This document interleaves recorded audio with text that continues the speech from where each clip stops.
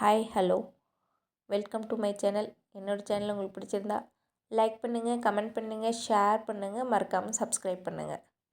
வாங்க வீடியோக்குள்ளே போகலாம். இந்த வீடியோவில் வல்லாரைக்கீரை சட்னி செய்கிறத பற்றி பார்க்க போகிறோம்.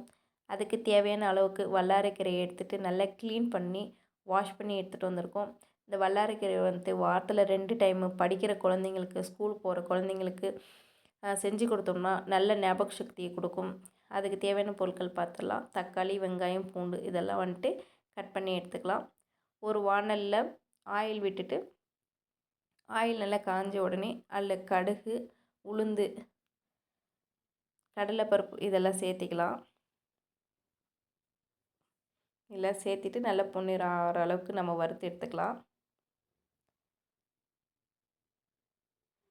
கடுகு நல்லா பொரிஞ்சு வந்துட்டுருக்கு. இதிலே நம்ம பூண்டு எடுத்து வச்சுக்கலாம். பூண்டு கொஞ்சம் ஜாஸ்தியாகவே சேர்த்திக்கோங்க, நல்லாயிருக்கும், டேஸ்ட்டாகவும் இருக்கும்.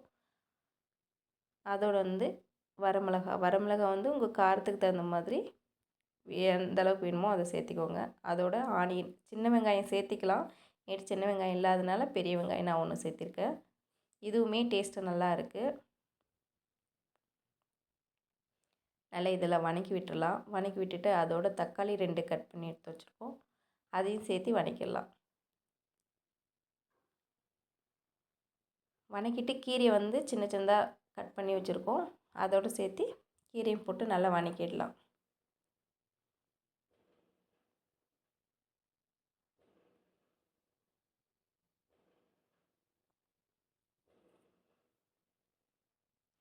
இந்த சட்னி இட்லிக்கு, தோசைக்கு, ரைஸுக்கு எல்லாத்துக்குமே நல்லாயிருக்கும்.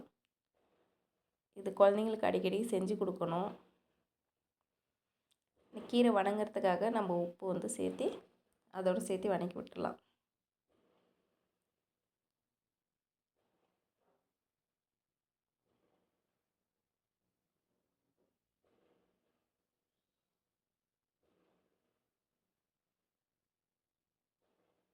கீரை நல்லா வதங்கி வந்துடுச்சு.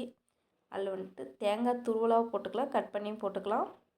கட் பண்ணி போட்டு அதில் ஒரு 2 or 3 மினிட்ஸ் நம்ம நல்லா வதக்கி விட்டுடலாம்.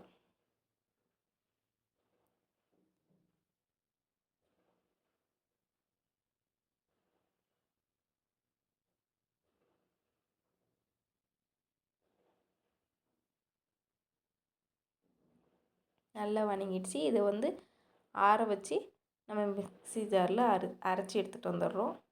பாருங்கள், நல்லா நைஸாக அரைச்சியாச்சு. இப்போ இதுக்கு ஒரு தாளிப்பு கொடுத்துடலாம். ஒரு கரண்டியில் கொஞ்சமாக ஆயில் விட்டு அதிலே உளுந்து, கடுகும் போட்டு நல்லா ஃப்ரை பண்ணிடலாம். கடுகு நல்லா வெடிச்சு வந்துட்டுருக்கு. அதோடு கொஞ்சம் சீரகம் சேர்த்திக்கலாம். நல்லா எல்லாம் பொரிஞ்சு வந்த உடனே நம்ம தாளிச்சிடலாம். அவ்வளோதான், சட்னி ரெடி. இதே மாதிரி நீங்களும் ட்ரை பண்ணி பாருங்கள். சட்னி எப்படி இருந்துச்சுன்னு சொல்லிட்டு கமெண்ட் பாக்ஸில் கமெண்ட் பண்ணுங்கள்.